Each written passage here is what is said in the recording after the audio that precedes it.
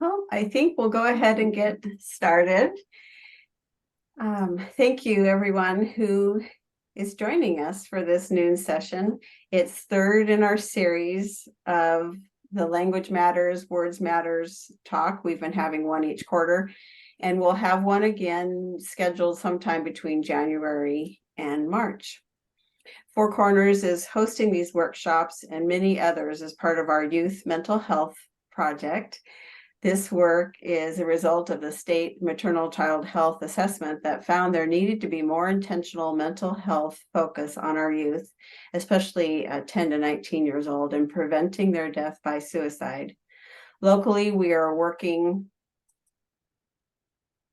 with many partners to have a more comprehensive approach to addressing youth mental health needs. Be sure to contact us for ways you can get involved with this local work. We're grateful to the Title V Maternal and Child Health Block Grant funds that enable us to provide this education today. A few housekeeping things. Questions and comments are welcome. Rachel shared that.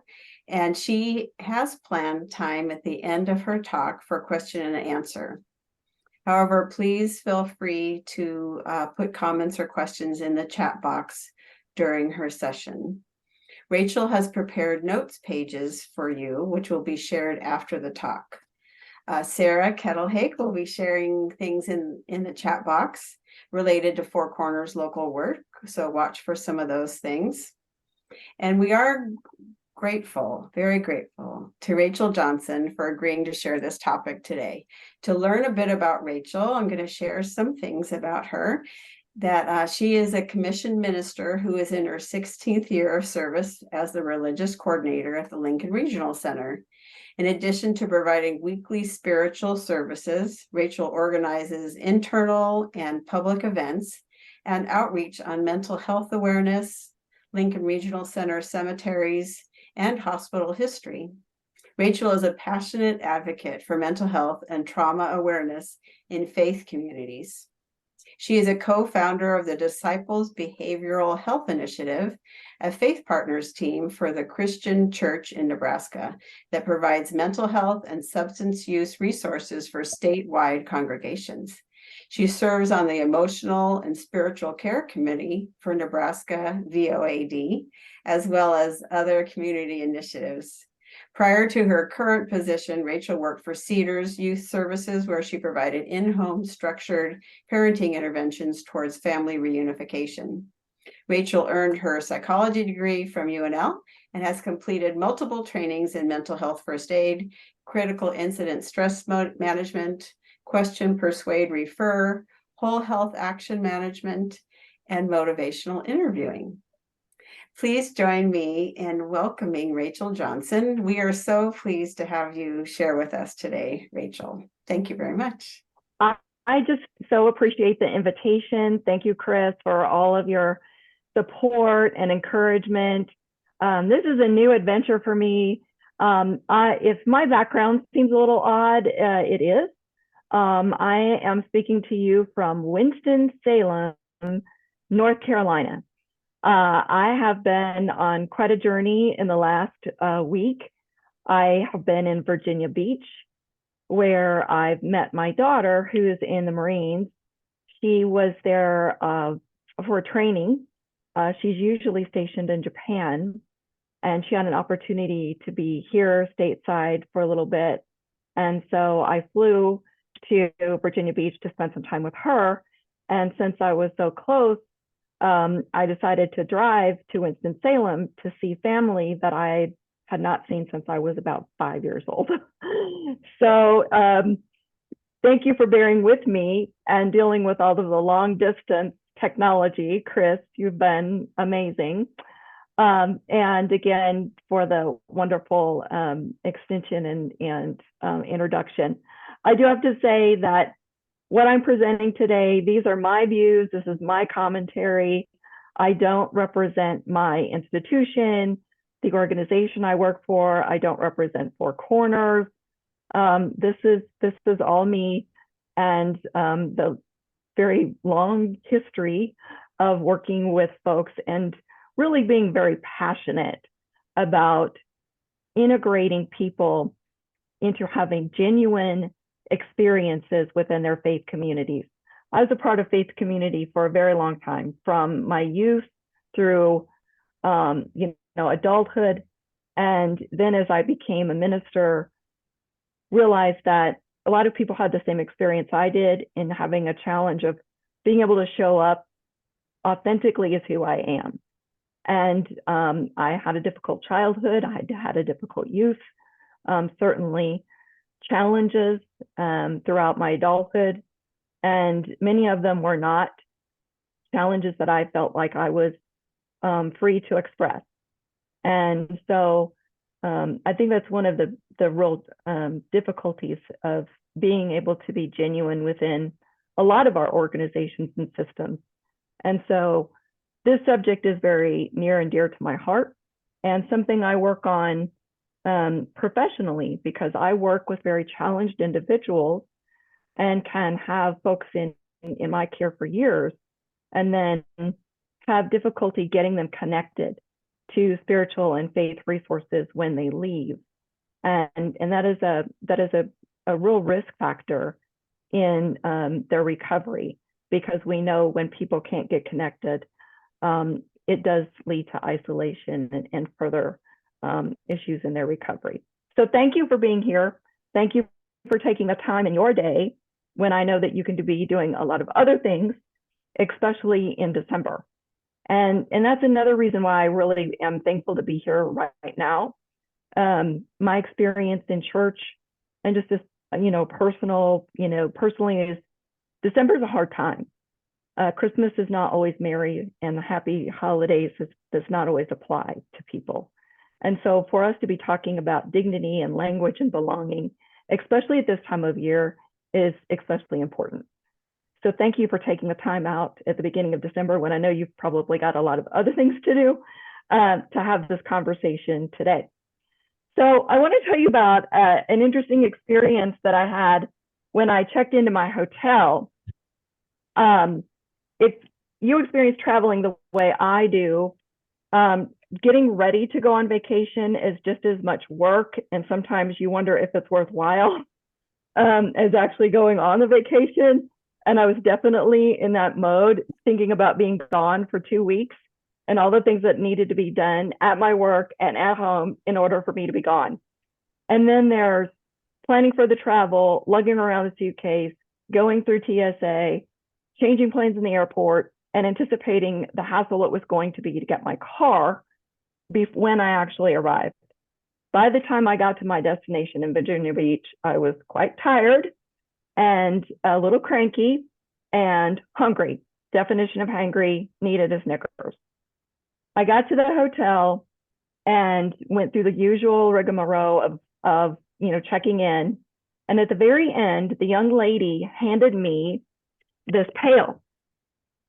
And she said, "Miss Johnson, every night we select a guest of the day, and you today are our guest of the day." And I went, wow. And this pail was full of treats: Oreos, Hershey bar, Cheetos, a bottle of water, a package of Starburst. And I looked at this pail and I thought, wow, somebody made an effort to anticipate my arrival and hand me something that really helped sort of actually set the tone for my entire visit. So I have a question for you. And the question is, oh, sorry, I didn't even advance my slide. I was so excited about being here. The question I have for you is, when you show up to somebody, someplace new, what would just absolutely make your day? Everybody in the chat, go to your chat if you can, if you're not driving. What would be in your pail? What special thing would just absolutely make your day? if somebody handed you a welcome bucket? Everybody, ready, set, go. Put it in the chat.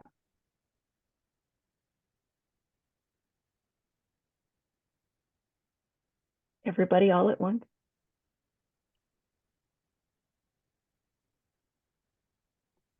A cookie, snacks and a message of care, candy, anything salty, coffee of any kind, a kind note, water, snacks and drinks,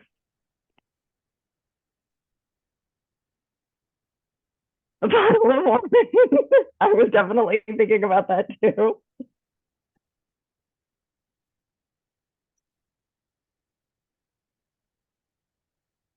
Who else? Anybody else? Coffee. So if you notice, some people, repeated the same things, and then there was a lot of uniqueness. And I think that that's also a part of what we're dealing with when we're talking about language, when we're talking about creating belonging, is that there are some similarities, but there are also differences. So we can't have cookie cutter approaches to what we're talking about. The goal of the people at the hotel was to have a happy, engaged customer, and also to continue their brand loyalty. It was one very small investment on their part. Some employee had to take the time to actually fill the bucket, and I met the lady who did that when I checked out.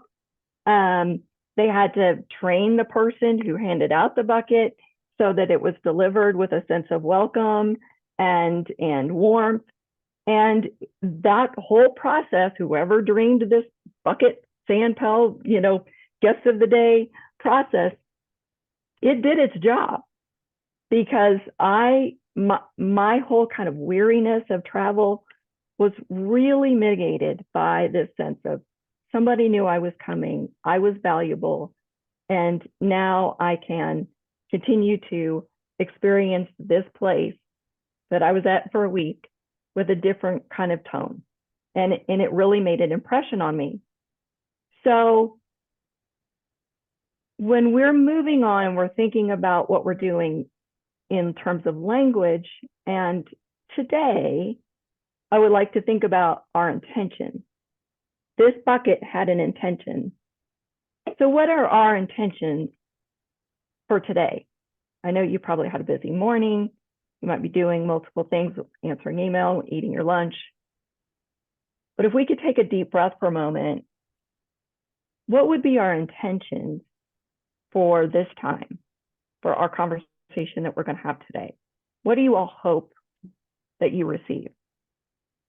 What do you hope to also share in our time together?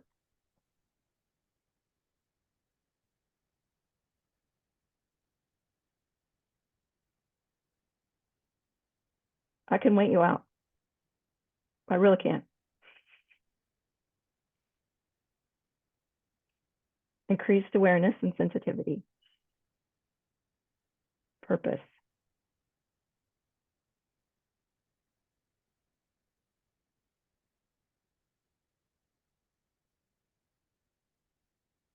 A sense of responsibility to share words of encouragement. That's awesome. How to be more inclusive and welcoming. Thank you.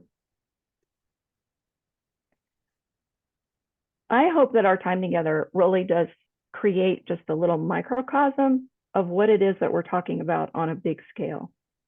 And that we have this sort of space where we can talk about things. And I'm not talking about warm and fuzzy, we're all going to be comfortable and put on this great, wonderful blanket where we feel all warm and cuddly. Part of that is to feel like I can be in a space where I can share and I can learn new things. But that also means, sort of to be a bit challenged and challenging our perspective is also a part of this whole entire process. So I might say some things that make you go, and if I do, that's okay.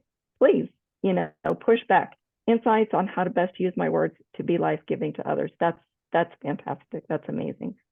In an overall sense, in terms of what we're doing with language, there's also an intention on how to affirm what our language with dignity so that we can open access to services, break down barriers of stigma, and aid in building trust in relationships, which is absolutely critical for building and nurturing genuine belonging. Here's another thing. How many of you are here with the intention in mind of sharing this with your colleagues and your teammates? Thumbs up, anybody?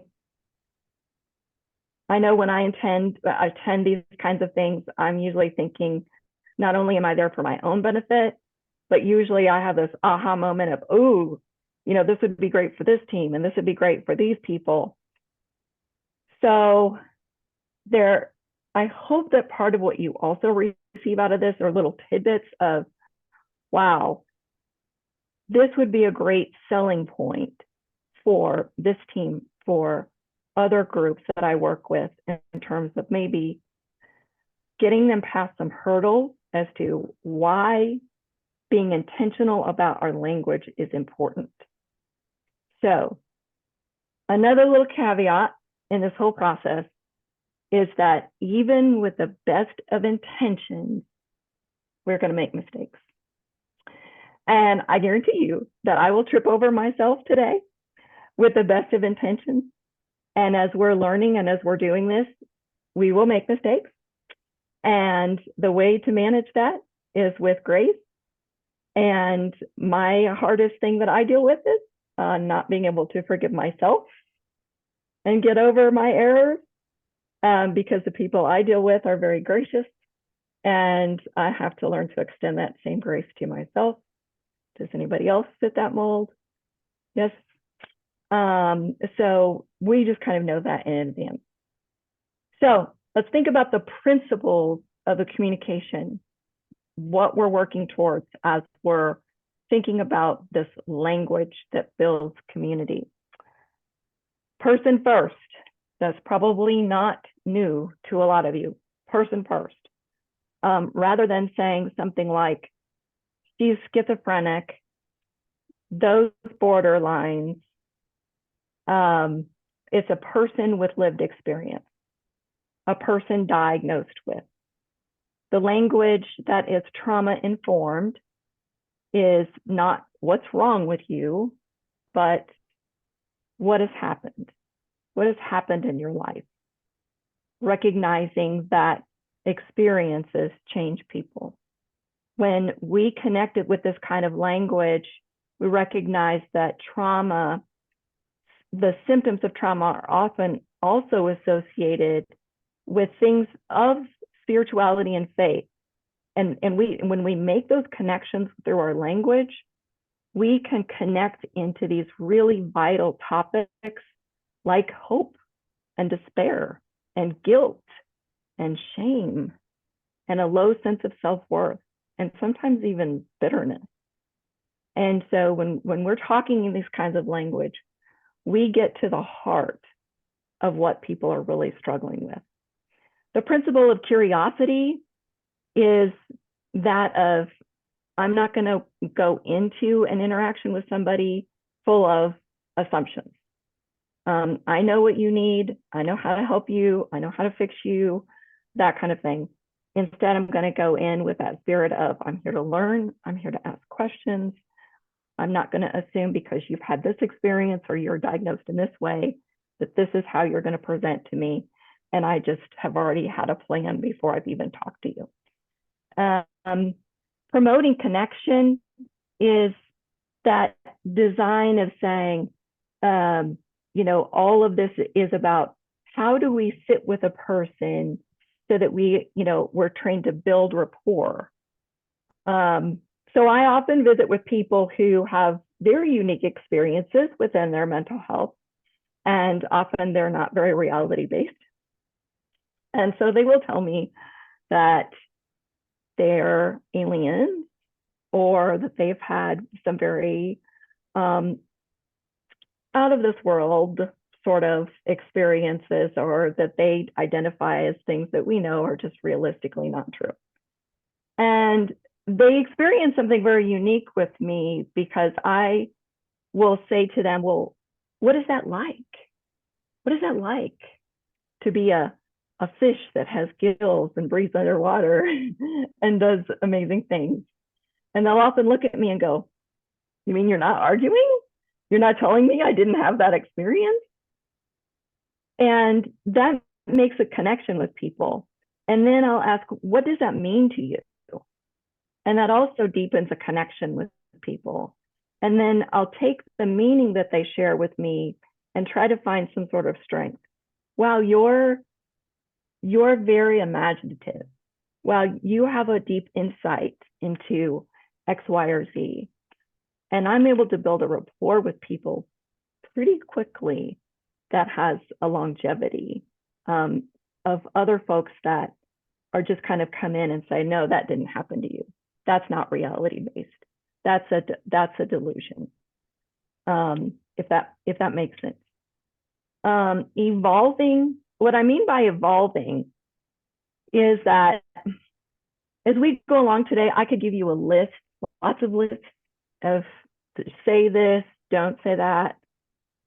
But the reality of it is that it would change.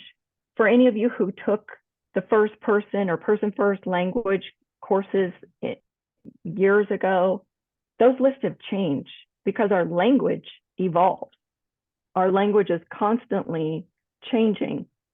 The other part of it is that if we're successful with what we're doing, we are going to be including people. We're going to be creating communities of belonging where people with lived experiences are going to be a part of what we're doing all the time. And as they genuinely share their experiences, our policies, our practices, our language will change to reflect the genuine experience of the people who are part of the community. So there's that.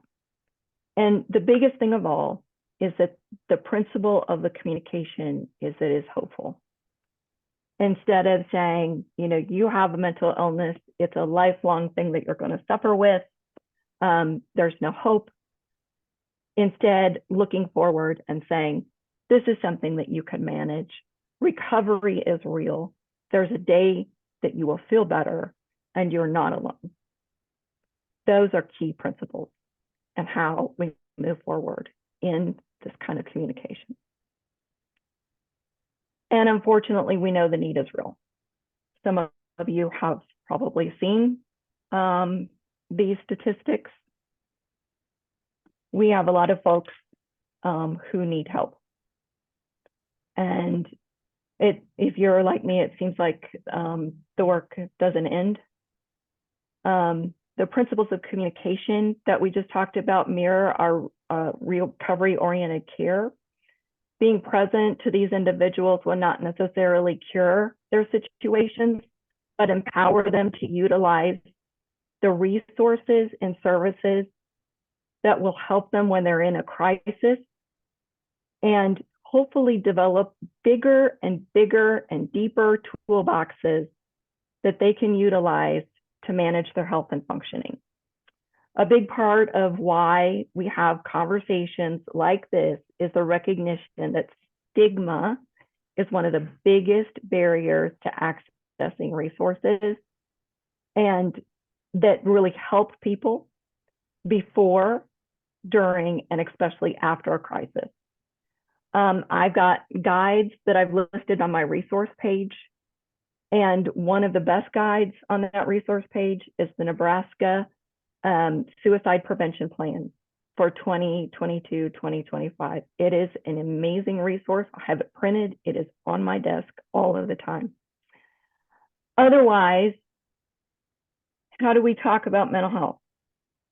What are the words that we use to describe people who are struggling with mental health conditions? For the most part, they're not positive words. That's not what we hear in the news.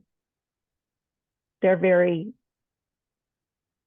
injurious words, harmful words that drive people into silence. And they're usually, you're well or you're not well. And so one of the things that I continue to help people do is to, again, put out there that sense of hope that we are working towards talking with people with this sense of dignity.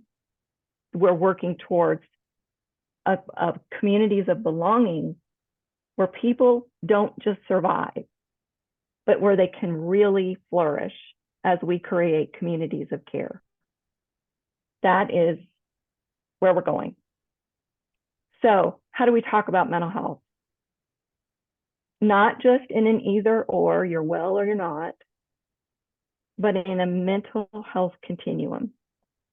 So I had a family member who was here for the holidays, and they recently diagnosed. And one of the words that they kept using is, well, my sibling who is normal does this, but I've always been like this. And my other family member who is normal is like this, but I've always been like this. And it was interesting. It gave me an opportunity. I didn't correct them, but it gave me an opportunity to say, you know, at any point, anyone can have a difficulty where their functioning and how they feel changes.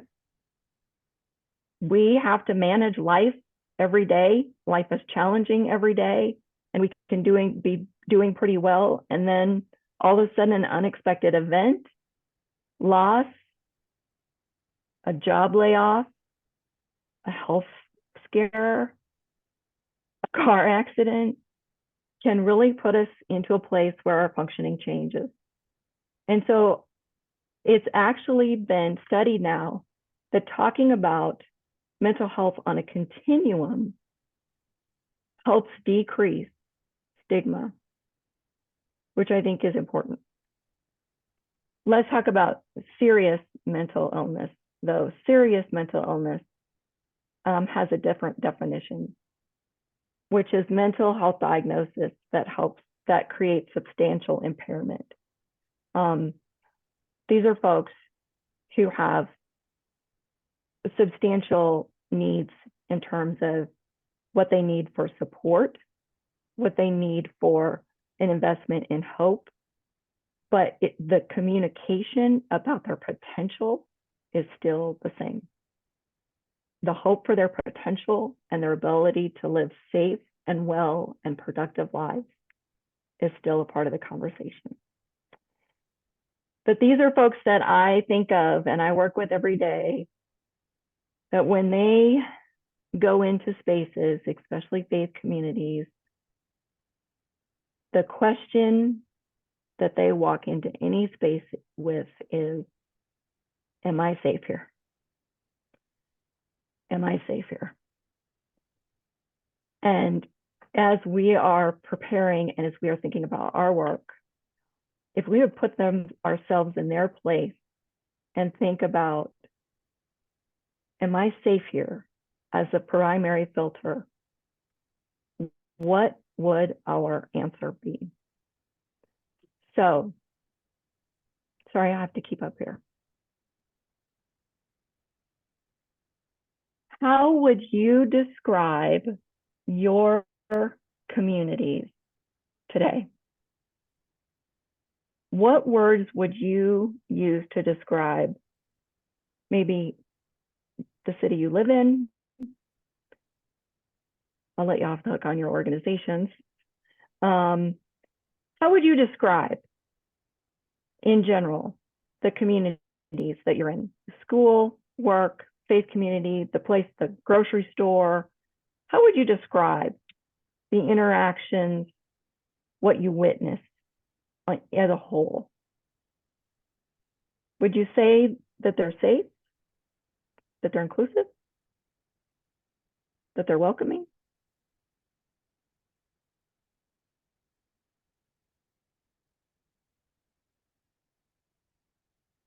Chris is thinking.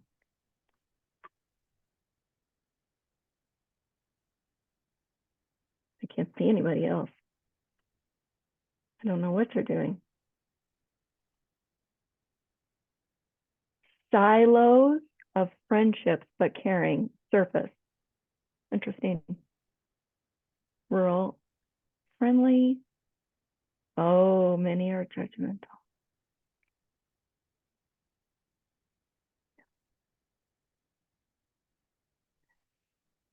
This question was posed at a training that we did recently, and rural and friendly, that's great.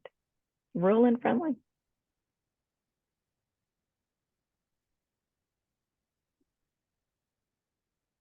This question was posed recently at a training, and the word that came up after some thought was polarized. And that's why we were chatting before everybody came on. My experience here in Virginia has been quite interesting, and it got me thinking about this whole thing about how do we experience our community. The interactions that I've had with people in Virginia, they were courteous, they were thoughtful. I experienced more ma'ams and no ma'am and yes ma'am and open doors, people who were just so kind, everywhere from the hotel to the parking lot to people who were standing with me watching the dolphins on the boardwalk. And it was interesting because I was reflecting on this word that we were thinking about just a few weeks earlier in training: polarized, divided. And with that, these conversations that we've been having about healthcare and different populations who've been focusing in on incivility. Don't know if anybody else has been talking about incivility.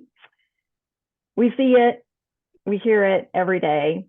And the way my brain works is I'm always thinking, why? Why is it that we're having these experiences, especially with people who are trained and expected to treat people with dignity and respect?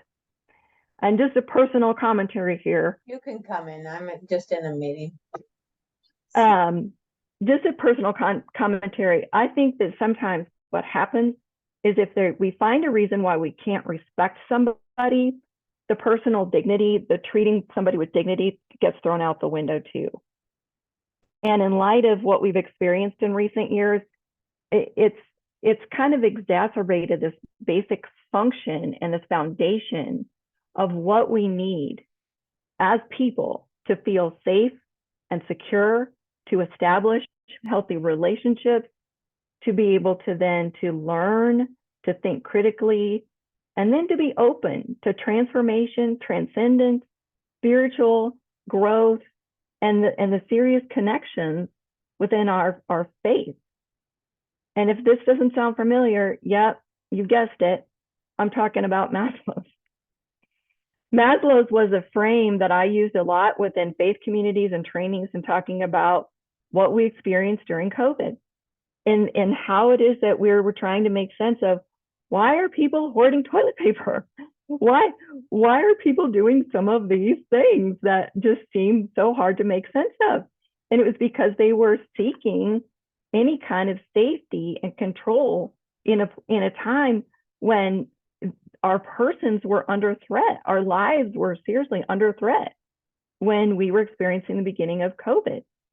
And if we think about how does this relate to language, well, think about how our language can undermine the sense of safety people have.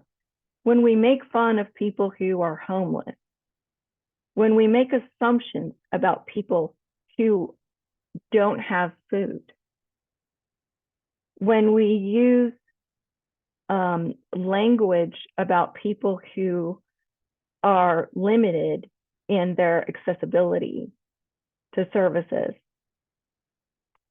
those things undermine safety, and they certainly undermine dignity. And from a faith perspective, most religions, most faith groups have some sort of basic principle for caring for people who are hungry, naked, homeless, and imprisoned. And why is that? Because these conditions fracture the foundation of personhood, their ability to function and to live fully, not just to survive, but to thrive. And to move out of the mode of fear of surviving into flourishing. And when somebody does that, they achieve greater security. They have a sense of relationships that foster belonging, and again, higher achievement. How many of you spend a great deal of time in your work anticipating the needs of people who are not yet in your care?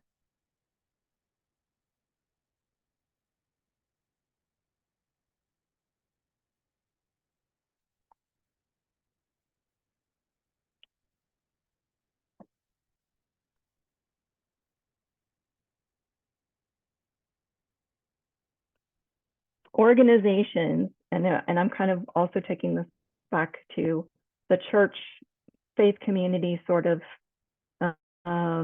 context. Organizations spend a whole lot of time considering the needs, the structures of people who are not yet in their care, as well as increasing the engagement of the people who already are.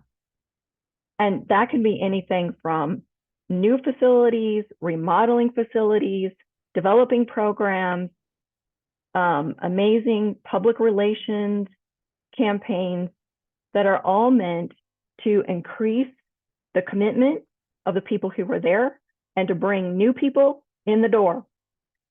And the interesting thing is that all of that can be undercut if the messages, if the words do not relay dignity. What does that look like?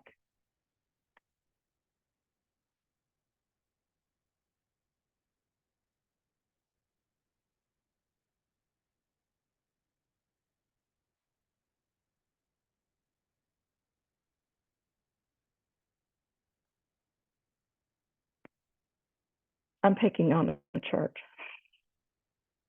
This is meant to be funny. I'm lightening things up a little bit. Well-intended, right? Well-intended, but, you know, I think a little off-putting. Let's talk about the definition of dignity. Dignity refers to the inherent worth of individuals. Despite what you've done, despite how I feel about what you may even done to personally to me, how I feel about your background, all of those kinds of things, your political beliefs, your religious beliefs, whatever that might be, me treating you with dignity is about your inherent worth, period. And what does that look like? That looks like me being attentive. For the medical profession, it means I'm going to respect your privacy. If we have somebody who's decided to take their clothes off and run through the hall, we're gonna protect their dignity and get them covered up. We're gonna do things to protect people's dignity, regardless of some of the judgment. Thank you for the person who shared that. The judgment we might have about even somebody's mess of their own making, which is sometimes hard. Anybody heard any of these things? The weather's so bipolar today, right? I saw a friend of mine who is a minister came into town to preach at his church, and the title of his sermon had the word crazy in it. And I cringed every time. And he wasn't talking about crazy in terms of mental health, but just erraticness. And he said the word crazy about 16 times in the course of what he was doing.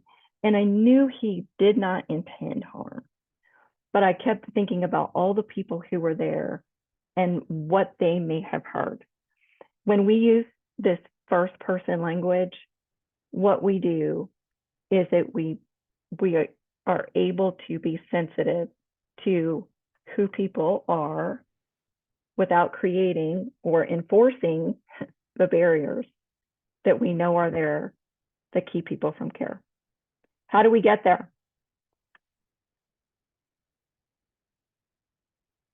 Dignity is unconditional as it recognizes worth and value. Dignity is central to an inclusive environment. Empathy means taking on a new perspective. If you're a Brene Brown fan like I am, empathy is feeling with people. It requires vulnerability on our part. Patience sometimes is slow, but it is the wisdom to repair harm and restore relationships. That's especially true within faith communities. I was looking at a meme one of my clergy folks posted about people who'd been harmed by the church. That's real. And they might not have been harmed by you or your church, but people have been harmed by the church. And we need to validate that, because if we don't validate it, we're not going to engage them. Listening means taking risks, staying open to new ideas, experiences, and feedback, even if that feedback is about us. This is a very interesting graphic. Of course, one of the reasons why I don't give you lists is because there would always be an exception. And so I love this gal. She talked about how this person was corrected. The conversation started, I'm autistic and blind. No, you're not. No, you're not. That's incorrect language. And I can imagine, look at the little storm cloud on the person who started the conversation. So the person, instead of person first, the person-centered language is, what language do you use to describe yourself? So like in the conversation with my family member, when he kept using the word normal, I didn't correct him. I kind of gave him a different perspective about continuum, but I didn't correct him and say, well, no, you're not unnormal. You're not abnormal, right? Allowing people to identify as they are is giving them that dignity. They are identifying as themselves.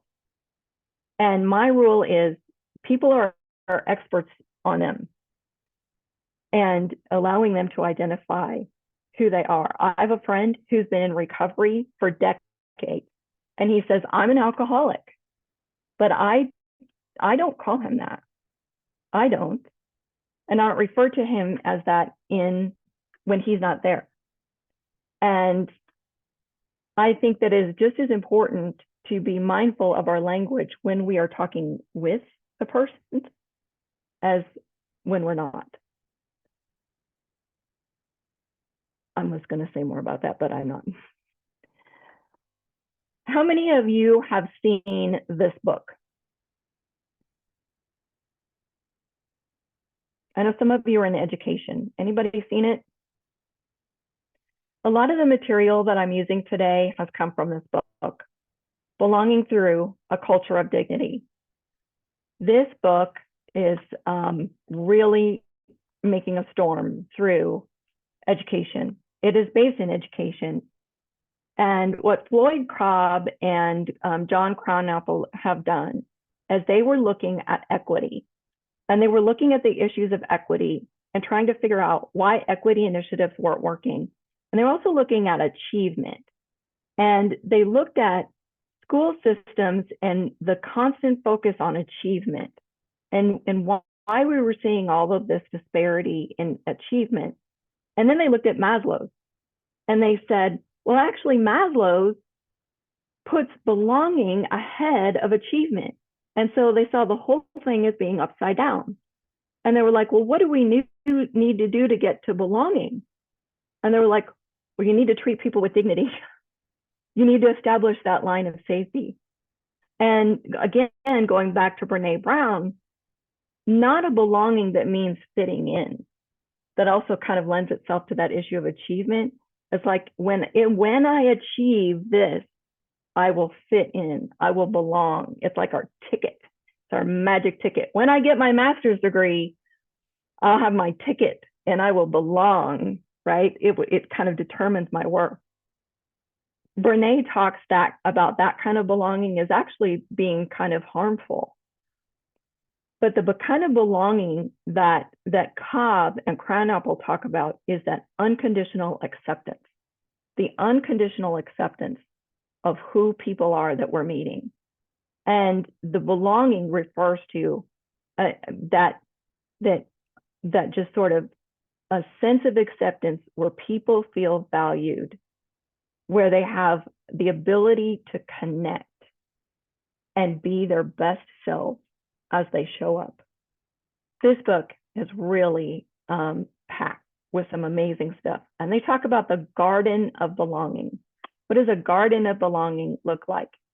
Belonging is the soil that nurtures inclusion and engagement.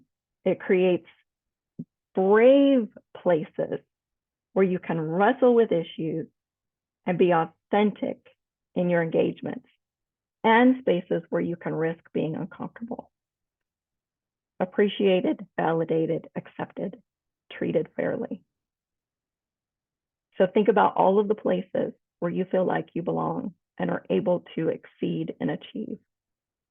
I would imagine they include these things. There's a person who actually takes all of this a step forward, and they call it redignifying practices. And their name is Shanae Short. They're a narrative coach and consultant. And when I very first looked at this, I sort of bristled. I could agree with all like the first four. And then I got to the bottom one and I went, okay, what do you mean by that? And so not being judgmental, we get that. Assuming we already talked about that. Not being the fixer. Anybody ever watched the video, It's Not About the Nail? Anybody seen it? It's Not About the Nail. I love that video. I watch it every 2 weeks. Please do yourself the best favor ever. It's the best 2 minutes of your life. It's not about the nail. It's about listening and not fixing. Giving advice and reframing, just being open, to what a person is saying. Giving compliments, feedback, and affirmation. And I'm like, wait a minute, that's what we're supposed to do. What are they talking about? So this is what they're saying. The gift I received from you in this conversation is, so a lot of times somebody will give me feedback, or they'll tell me about something. I'll go, wow, that's awesome. That was amazing. Thank you for sharing that. Well, what they do is they take it to another place and they say, wow, I was really inspired, or I was really moved when you shared this with me.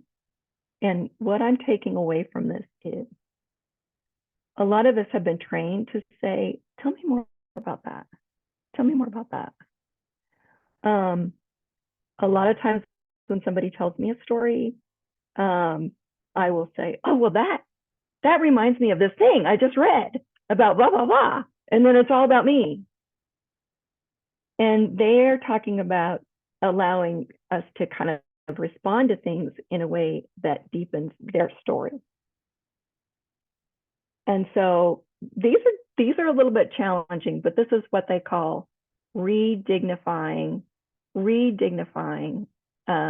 experiences. And I do have a link to this if you want to explore it further. I'm moving along, Chris. Hopefully. Oops, clicking on the wrong thing, sorry. What is, again, the principle here as we're communicating with dignifying language to promote community and belonging? We're presuming positive intent in how we're talking and how we're listening. Understand that a person is knowledgeable and an expert in their own lived experiences. We're gonna build partnership and community by demonstrating patience and openness and empathy. When we affirm differences and uniqueness, we respond with gratitude. I'm thankful for our diversity. I'm thankful for the difference of opinion people bring to the table. If we all thought alike, this would be a very boring place. And again, repairing harm and restoring relationships. I think even if that harm was done by people who were not us, to just validate that people were wounded and to be able to help people have the tools to feel safe where we are. Okay, can the language go too far? CNN recently ran a story within the last, I think, week to 10 days about a young lady named Natalie Williams who was feeling very overwhelmed. She was getting ready to go on vacation. She was very stressed. I know what that was like. And she posted on her Twitter that the only kind of vacation she felt like she needed at that point was a grippy sock vacation. Has anybody ever heard that? A grippy sock vacation? Come on, hands up. Anybody? I had heard this. I read through the article and I thought, this is not a thing. There is no way this is a thing. And then I had lunch with my daughter and her friends, and I mentioned the grippy sock vacation, and they were like, oh yeah, which means a trip to the hospital, as in a psychiatric hospital, which I thought was absolutely phenomenal in a way.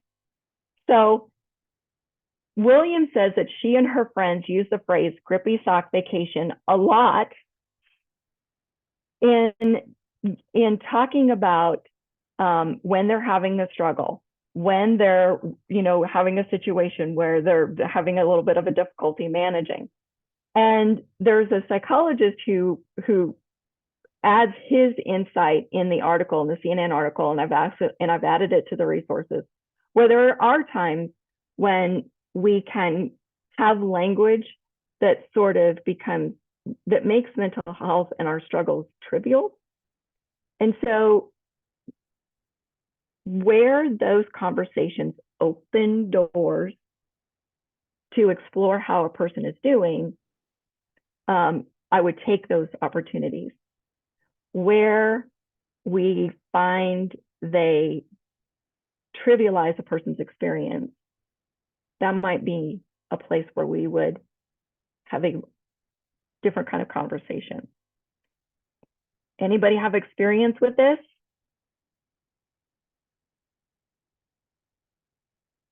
Chris is laughing.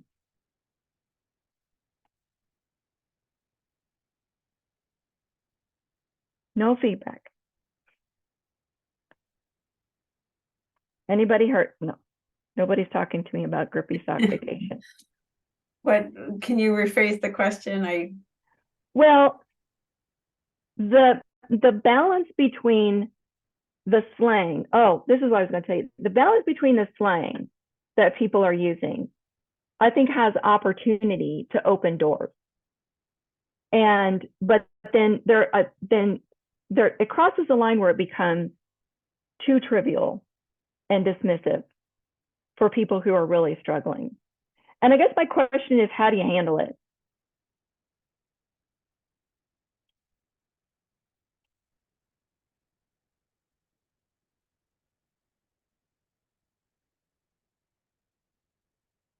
And it's probably all about the context, care and compassion.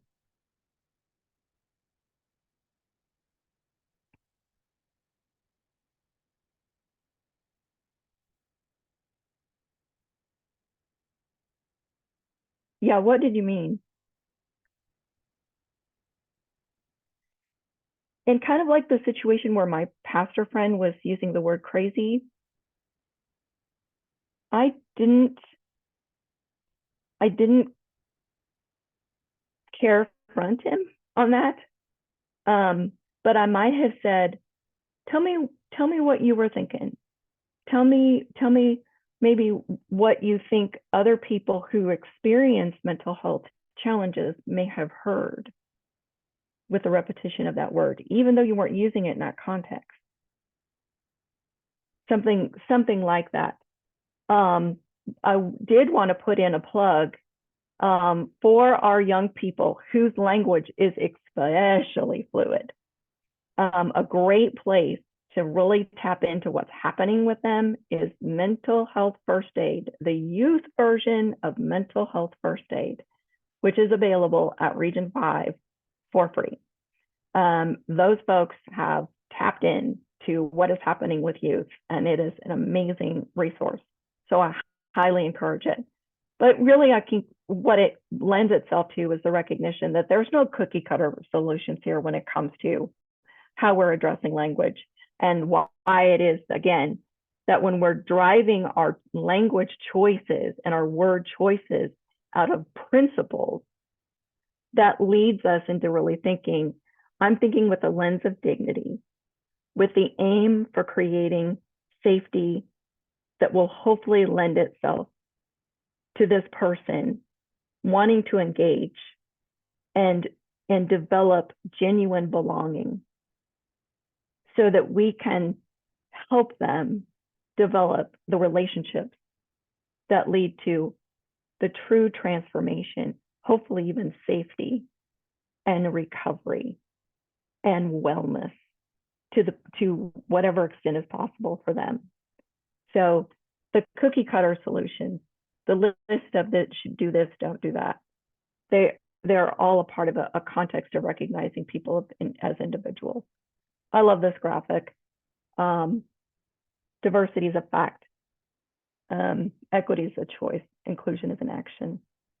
Belonging is an outcome. Belonging is feeling as an integral part of a group, community, or environment. It involves deep emotional connection within a person's genuine identity. And the strong connection helps that person's overall well-being and their outlook, their hopefulness. I can't move on without adding this. For any of you who speak on behalf of your organization or have to address issues that go on, especially when we have situations when we've had a lot of them, things in the media where we have news about mass shootings or things like that, and you want to try to address those things, it's hard to pick our word choices and talk responsibly about mental illness and address people's concerns. God bless, Ms. Carter, our First Lady, part of her foundation developed this wonderful resource for journalists in helping them speak responsibly about mental health, and especially situations that involved suicide. I've included that in the resource list. It is important for us to kind of develop and craft messages where we are sensitive to how we're speaking about those incidences while addressing concerns. I wanted to bring up some local programs that are going on. The First Plymouth is doing the Year of Hope, a year-long initiative. Eastridge Presbyterian, among others, are doing mental health cafes. They have a program on Region 5's Talk Heart to Heart, where they have a guide for that. Then in addition, and I have the Talk Heart to Heart. If you don't know Terry Easley and you haven't seen her Talk Heart to Heart, she's amazing. This is also another program that is in the resource list. QPR. I understand Four Corners is going to be doing QPR very soon. It is absolutely fantastic. Question, persuade, refer to suicide prevention. Mental health first aid, for those of you who are educators. Wonderful mental health conference. I'm going to blow through this one. If people are in crisis, do not doubt. Direct them to 988. And actually, you can direct them there even when they're not in crisis. Self-care is the first care. Thank you for doing what you do. Please take care of yourself on behalf of those you serve and your families and the people who love you. I am going to move on. I see a 33-second counter. Are we really out of time? Seriously out of time? chat me questions. I thank you so much for your time today. I've appreciated your attention and Chris's hospitality. Chris, any last words? I'm so sorry I ran us out of time. Are we out of time? I can't hear you. Thank you. There is something in chat that so far, yes, people are saying thank you. And I'll just close with a couple reminders. But first, Rachel, that was amazing. I think we all are walking away with many new insights or awarenesses, or just with a new lens for how we want to look at things and how we can better demonstrate genuine care for people with, I love the progression with the outcome of belonging. That was excellent. To the whole group, thank you so much for joining us today. The recording will be posted on the Four Corners YouTube channel and also on our website, the Youth Mental Health page. Please check that out for other resources also. Be sure to visit our upcoming events page for other learning opportunities. And we have a Hope Champion Network January 23rd and 24th that we'd love for you to become trained on how to teach that to others. So please, Sarah, Angel, and I, we welcome you to join us in any of these this local work for how we can help all people thrive, especially our youth. So thank you very much for joining us today. And thank you again, Rachel. It was wonderful to work with you on this. We'll hang out just for a moment if anyone else has some other things that they want to share. Sarah has shared some links, so please go into our chat box and pull those off. Many are expressing gratitude, Rachel, for their time with you. The resources are wonderful. I feel like I want to read all of them. Thank you so much. Sorry I had to blow through the last of it there. And people will get the handouts. I do want to back up. I'm very, very passionate about self-care. I'm not a very good practicer, but I do appreciate it frequently, and especially at this time of year. Please, everyone, love yourself as much as you love others in your work, because we need folks to stick around and be with us to do all this important work. Very good.